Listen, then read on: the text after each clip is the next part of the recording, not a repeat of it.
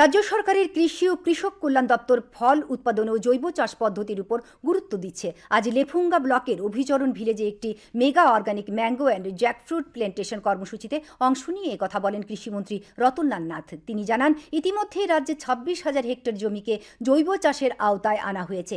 এই চাষ করার জন্য কৃষকদের প্রতি হেক্টর জমিতে 17,000 টাকার আর্থিক সহায়তা সহ অন্যান্য সুযোগ সুবিধা প্রদান করা হয়।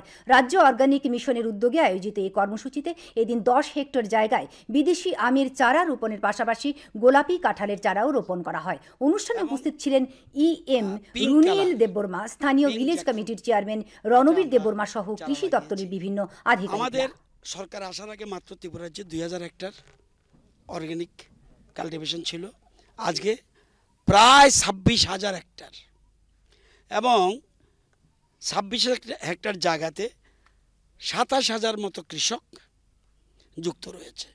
আমরা ধীরে ধীরে সবাইকে অর্গানিক চাষ, আমরা অন্য চাষও করছি, কিন্তু অর্গানিক চাষের দিকে গুরুত্ব দেওয়ার উদ্দেশ্য হলো আগামী প্রজন্মের জন্য যে গ্লোবাল ওয়ার্মিং, এই জন্য এটাকে বাঁচানোর জন্য আমরা অর্গানিক চাষ